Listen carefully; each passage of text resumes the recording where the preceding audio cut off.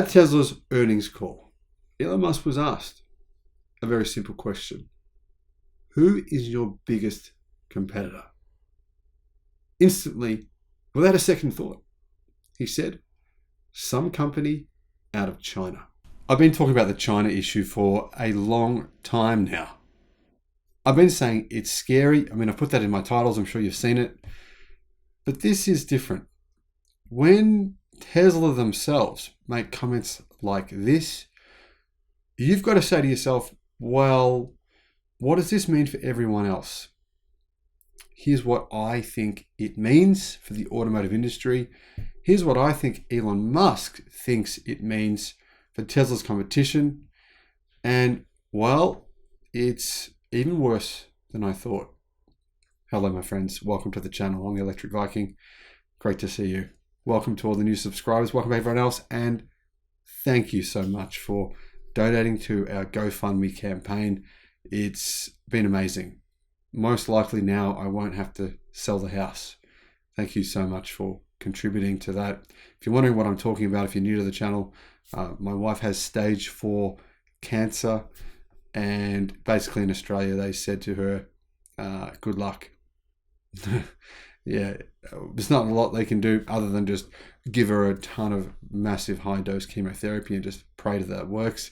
They didn't seem very confident that that would work, but there are options overseas which are expensive, but I think give her the best chance of survival. So that's what she's done. She's flown overseas and she started treatment actually 2 days ago.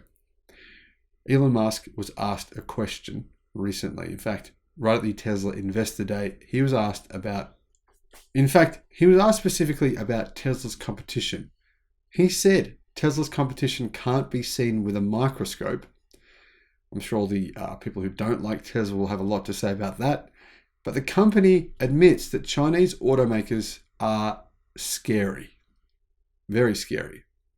That is worrying. Basically, Tesla is saying that legacy automakers, right, they are nowhere to be seen when it comes to actually producing large numbers of compelling electric cars. And China is scary. Yeah. This was on the same exact day that the CEO of Toyota, who is not all that old, stood down. Was he fired? Was he forced out? Well, you do the maths, you work it out. I'm pretty confident that you're going to draw the same conclusions as me.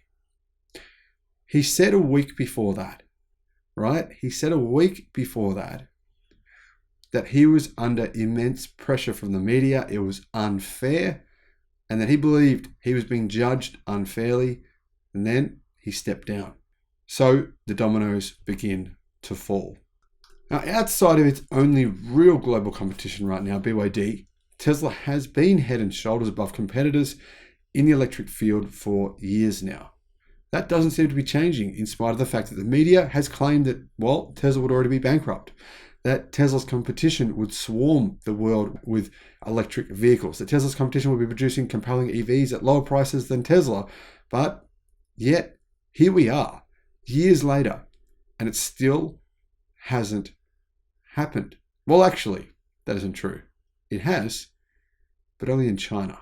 Elon Musk believes that whoever is in second place, even though he doesn't really know who would even be a distant second, in his words, is so far away you can't even see them with a telescope. Now, I don't think he was referencing BYD here or Chinese automakers. He was referencing the global, right, the established car makers, the ones we've known about for years, the ones you know about.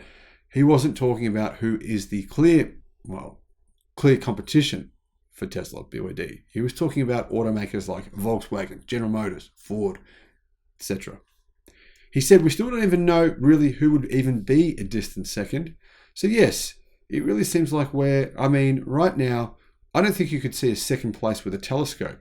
At least we can't.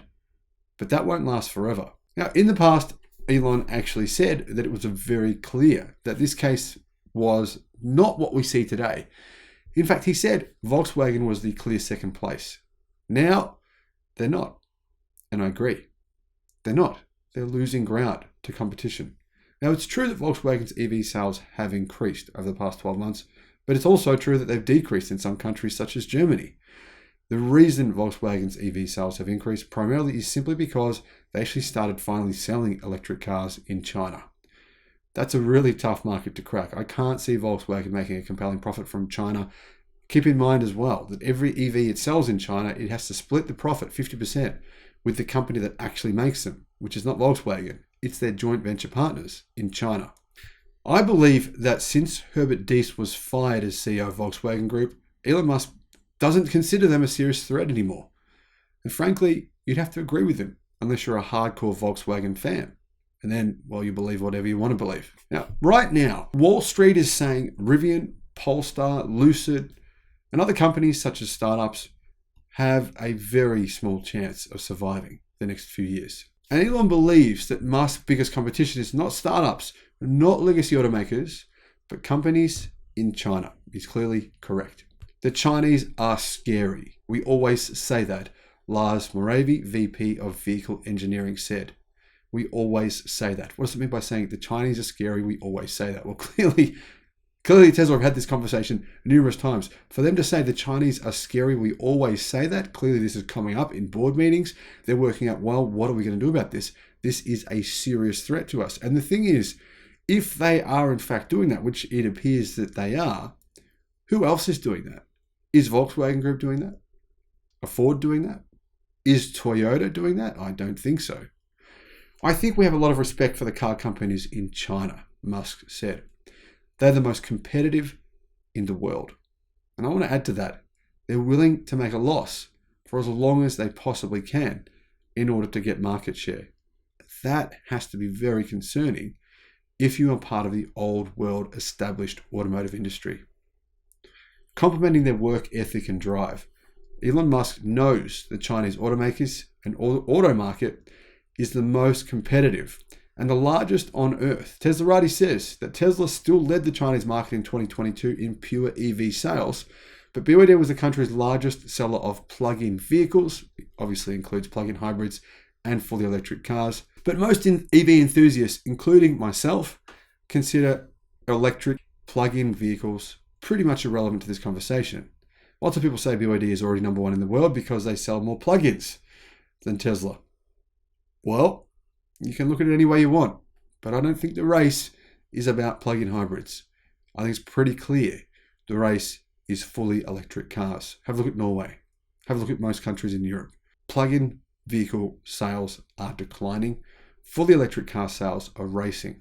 Elon said, so in 5 years, I don't know. Probably somebody has figured it out. I don't think it's any of the car companies we're aware of, Elon Musk said. Well, I do. But he's right to some degree. Most people in Australia, in Europe, in the United States, in Canada, most people in the Western world have never ever heard of BYD. By 2030, it's very clear. Volkswagen and Toyota, will they still be around? Most likely. Will they be selling 9 to 10 million cars a year? 0% chance. Zero. There is 0% chance that they won't lose at least 40% market share.